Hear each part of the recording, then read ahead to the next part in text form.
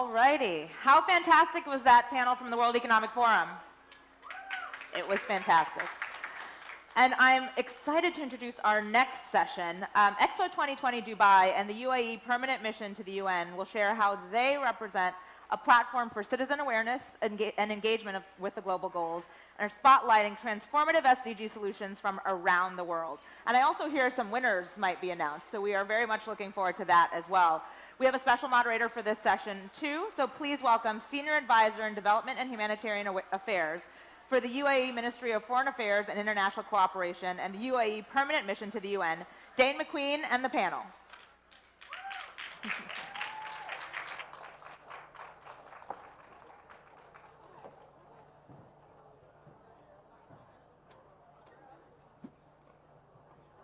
Well, thank you and good afternoon, everyone.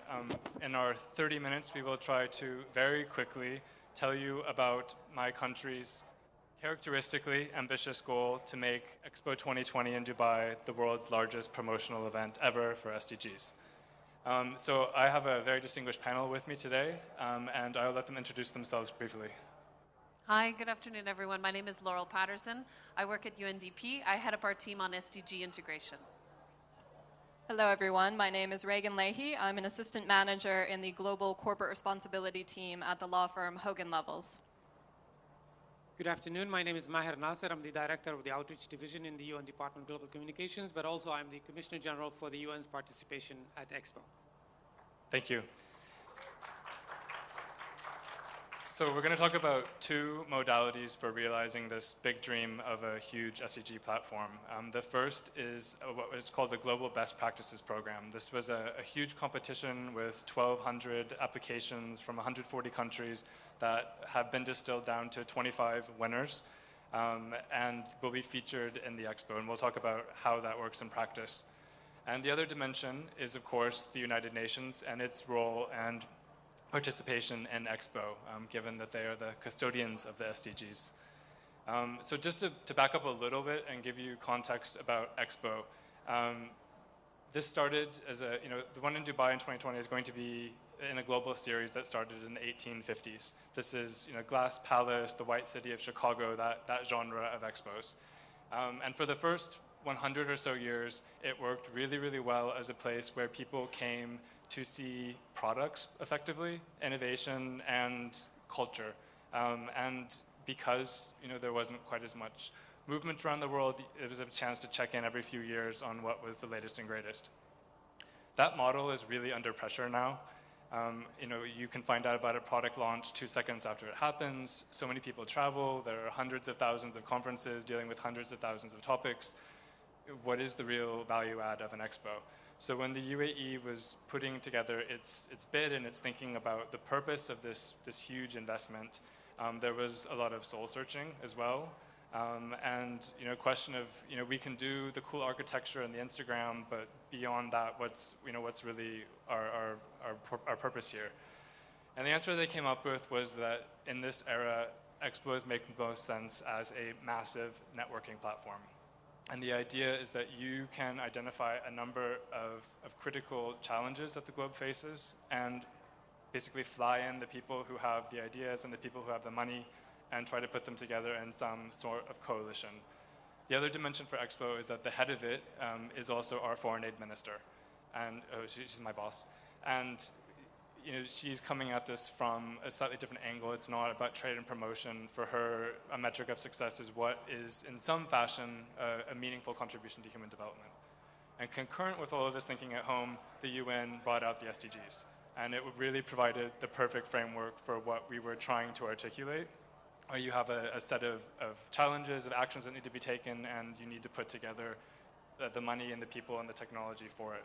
So that's kind of the dream of Expo. And so to move to the best practices point of view as well, our hope is that we're going to have 25 million people coming, and at the end of this, we want them each to be ambassadors and agents for implementing best practices and for talking about the SDGs and really creating this kind of trickle-down effect from the Expo on SDG awareness. So best practices historically was where do we see the coolest tractor? What's this new Walkman? flying cars, and we're definitely trying to try to do flying cars too. But there is also the issue of how do you capture what is a value add for sustainable development. And so this competition, which brought together a team of experts, including Laurel, to evaluate all these applications, is meant to find some areas, some real leaders in the field that we can rally around during the Expo. And this is obviously tricky because no one wants to, read a display about, amazing new agricultural techniques or renewable energy. How do you bring it to life a little bit? So what we've been focusing on is the programming around it. How do you bring in, 100 of the world's best water experts who then link up with this best practice that's been identified and talk about the legacy of Expo and the scale that you can do in the field. So with that and those high expectations, I'll hand over to Laurel. Actually, sorry, first I'll do a quick intro video that gives a little bit more context for the Best Practices program. Thank you.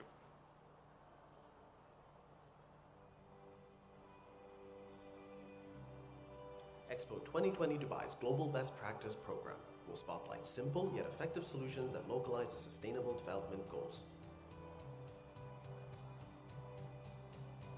More than 1,000 proposals were received from 141 countries, from the provision of healthy meals for school children in Bhutan, to local communities tackling deforestation in Cameroon, and innovative solutions to reducing plastic waste in Norway. We are excited to announce and celebrate 25 winning proposals, which will be exhibited during Expo 2020. You are invited to explore and celebrate how these best practices from around the world are shaping a better future by applying real solutions to the world's greatest challenges.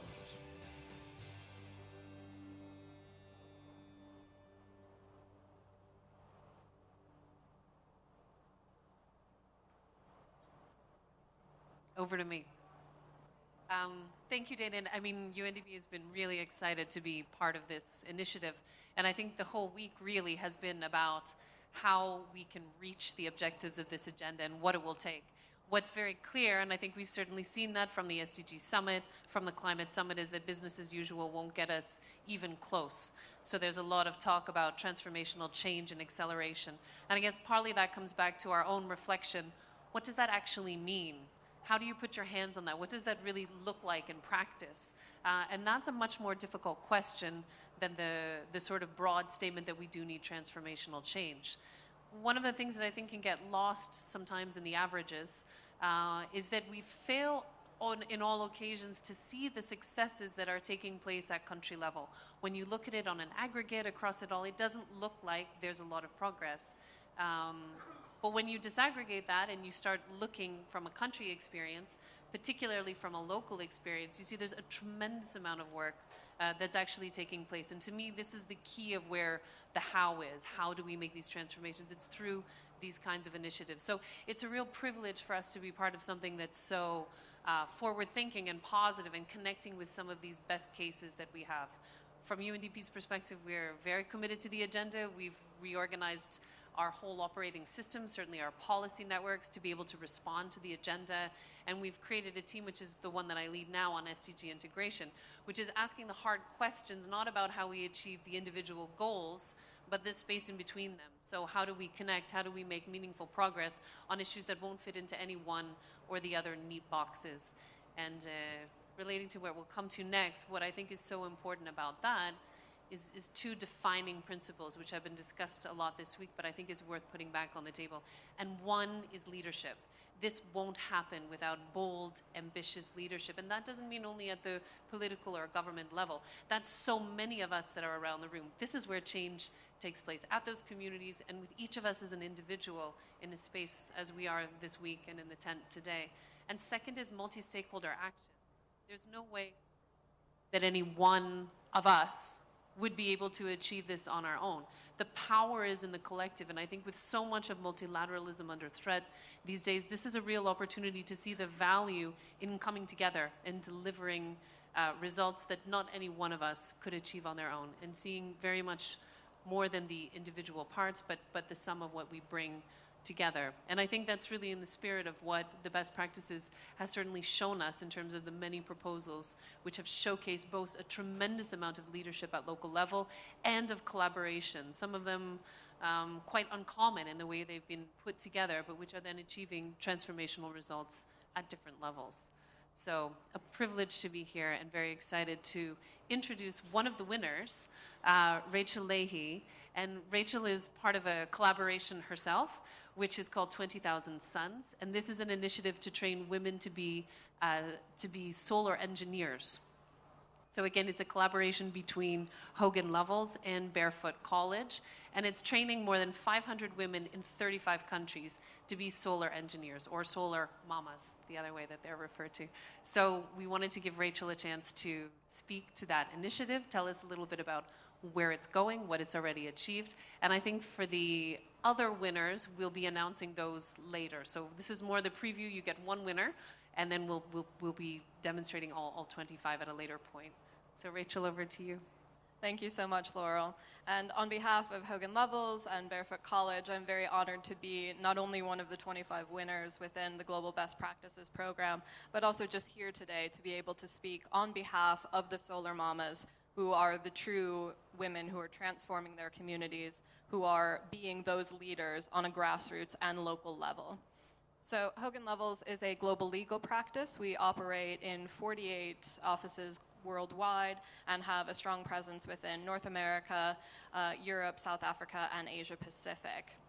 I'm a member of our global citizenship team, which is what we call corporate responsibility, and I've been honored to lead aspects of our partnership with Barefoot College over the past 2.5 years.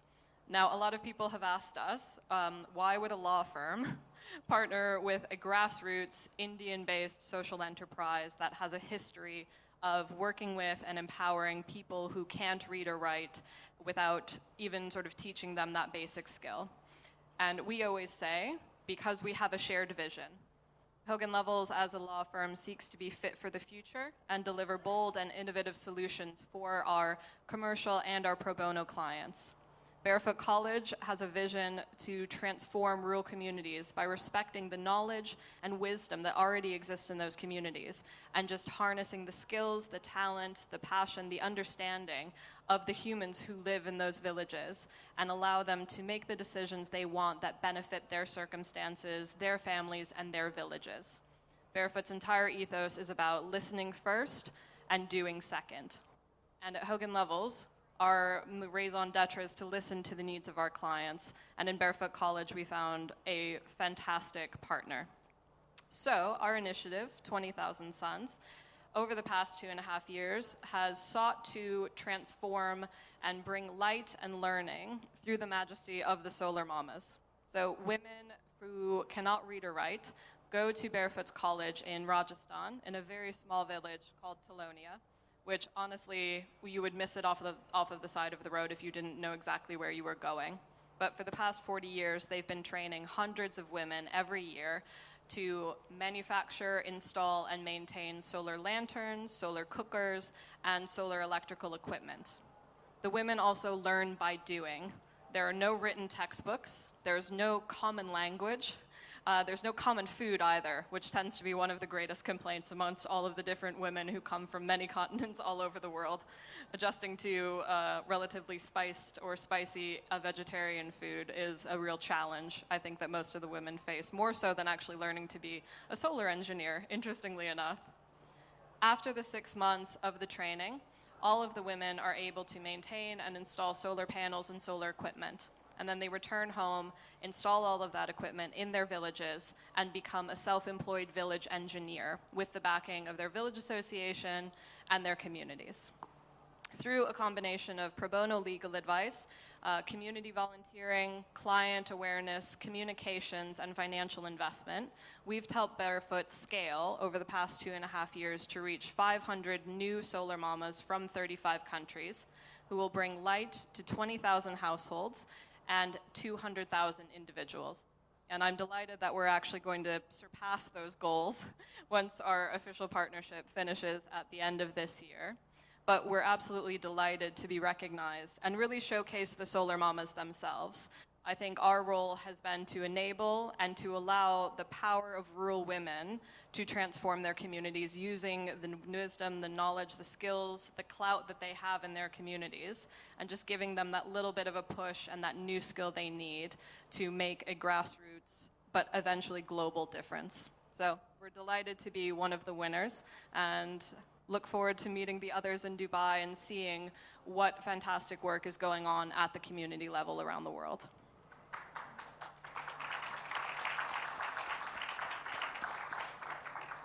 Thank you, Reagan. And if I could ask just one additional question, and this puts the onus back on us, but what would be success at Expo for you? What are you wanting out of this 6 months in Dubai? I think we want all 25 million people to know what a solar mama is and the power that they have to transform their communities.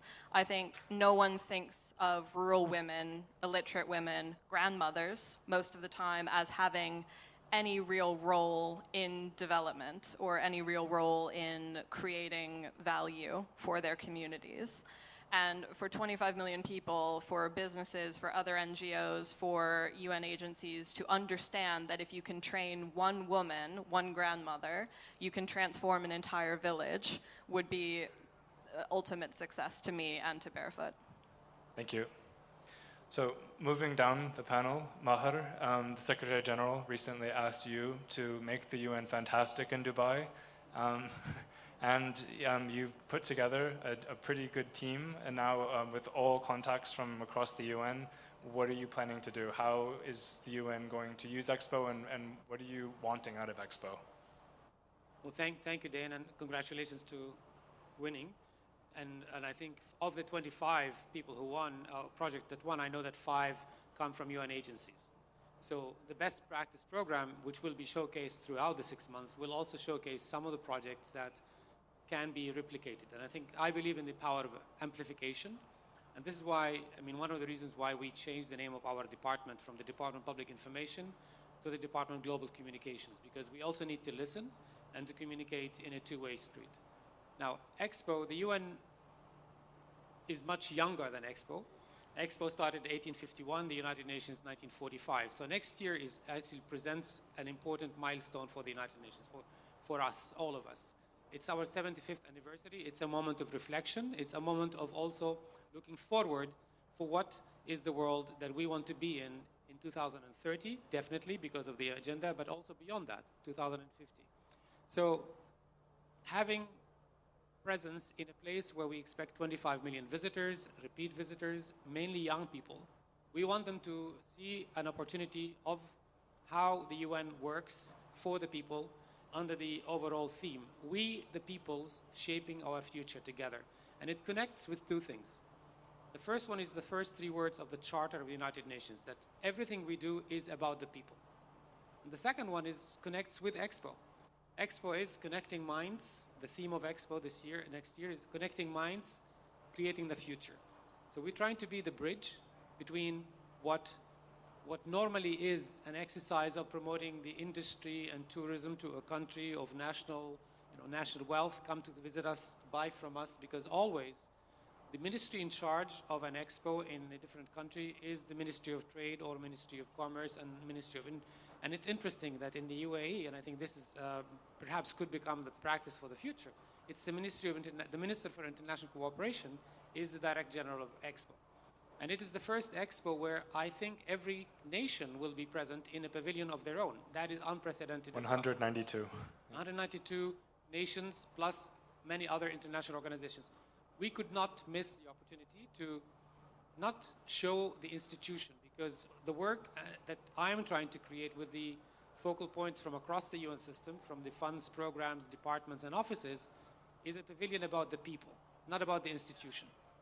My brief to the focal points and to colleagues is that you can leave your brand outside and show us through storytelling what change have we made so far in people's life. There will be a timeline, of course, and there will be big focus on the SDGs.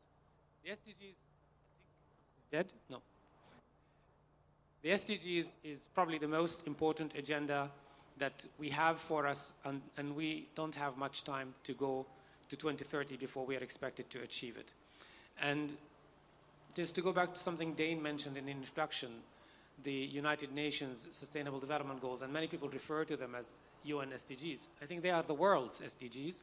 Yes, they were adopted at the United Nations by world leaders, but they belong to industry, to individuals, to foundations, to legal firms, to NGOs, to solar mamas, like anybody else. And I think the beauty of the adoption or incorporation of the SDGs in Expo is that you have a country that is relatively young. In 2021, UAE will turn 50 with a very young population that is showcasing the most ambitious agenda that the organization has signed on to since our creation. Because it is literally about every aspect of our lives. If you want to think about peace and security, SDG 16. You want to justice. You want to think about the climate. You want to think about gender. You want to think, it's all there. Everybody has a stake in the SDGs, and the best practices program, which is showcasing projects that can be amplified, is focused on the SDGs as well. And I think UAE has done a great example by using the SDGs as the framework for the best practice program. And I think the next Expo is going to be 2025 in Osaka. They too have actually picked up on this, and they want to focus on the SDGs as well. That's what they told us. But our presence at Expo is not going to only be through the pavilion. There's a lot of programming around international days. There's also a lot of programming around the SDG week and around initiatives that could live on. The pavilion, as I envisage it, and I'm still in the process of making sure we have the resources to build our own curation team and our own design team, is a pavilion where you learn a little bit about the organization, but as you leave, you will be given the opportunity to commit to an action, to commit to something that will feed into our ability collectively to be where we want to be in 2030. Thank you so much. Are there any comments, questions from the audience? If not, then I think we will actually close early.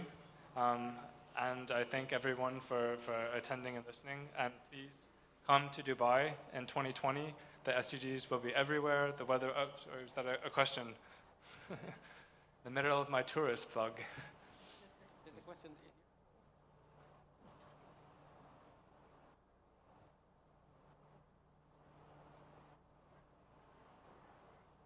Hello, everyone. And thank you for the insight you have given. My question is from Mahir. And we wanted to know that how the young people are getting involved in Expo 2020.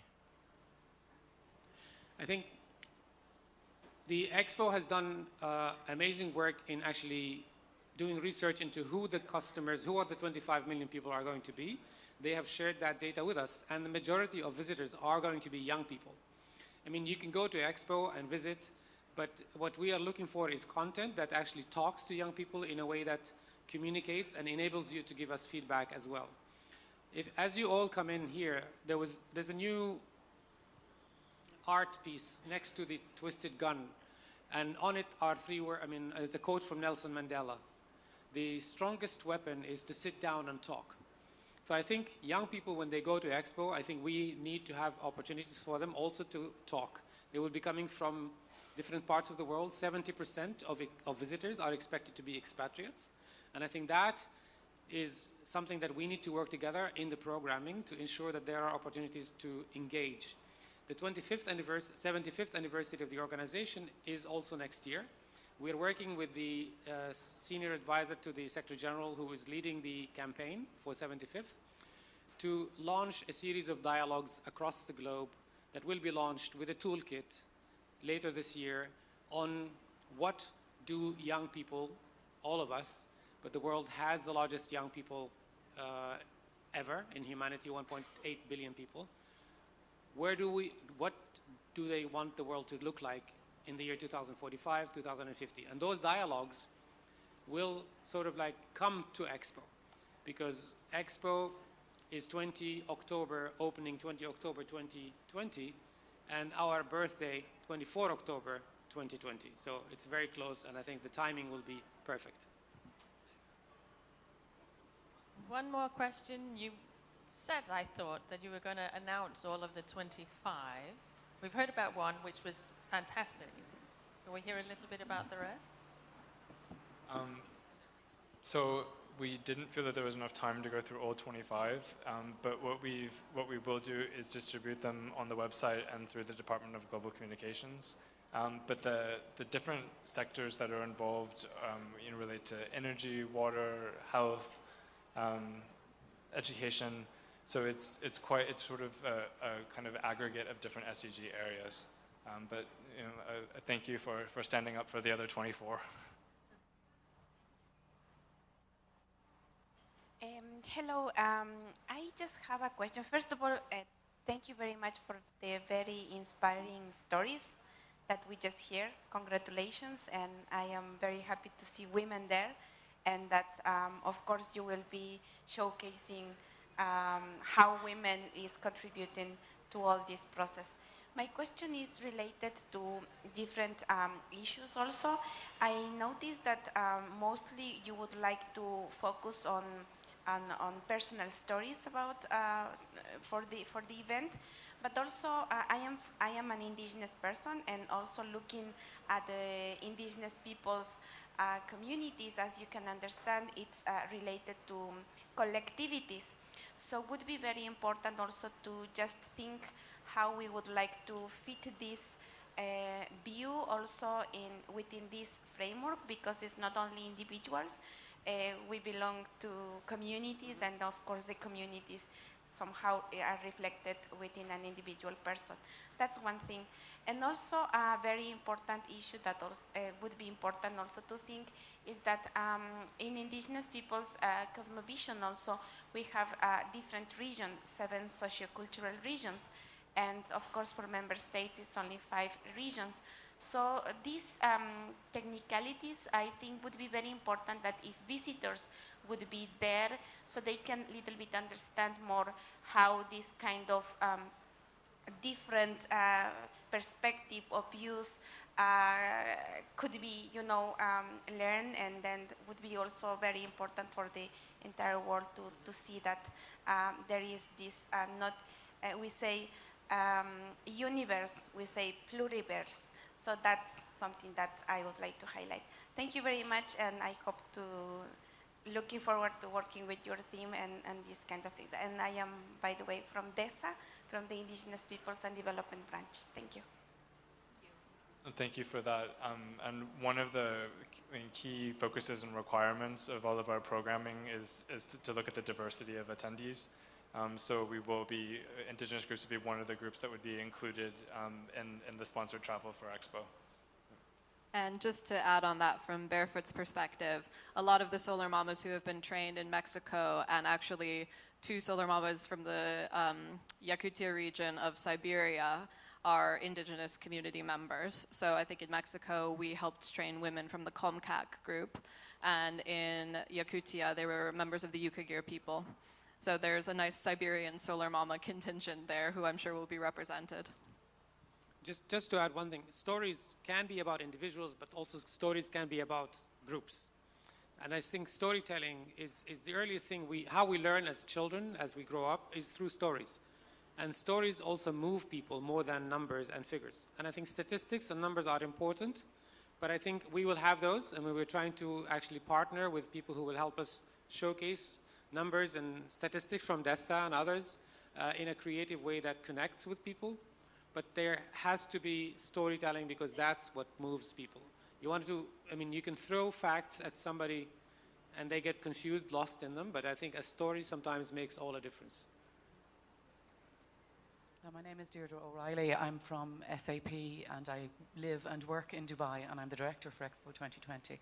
And just to address the question about youth that was asked earlier, I think it's remiss if we don't mention the Youth Connect program that Expo is running, plus the Expo Live program. So there are around about, I think, 350 or 400 groups of people who have been selected to actually develop small, medium enterprises out of the Expo already. And after Expo, there's space being made available for these young people to have workshops and to start up their businesses in Dubai, and they will get visas to stay in Dubai.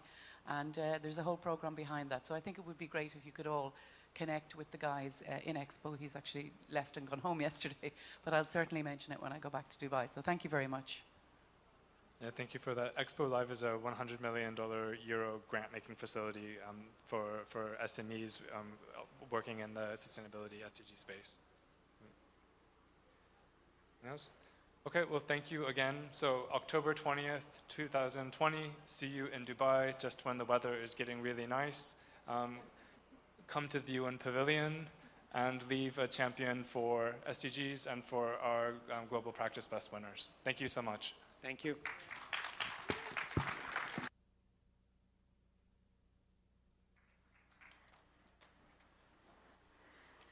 Thank you again to Dane and to our Expo 2020 Dubai panel.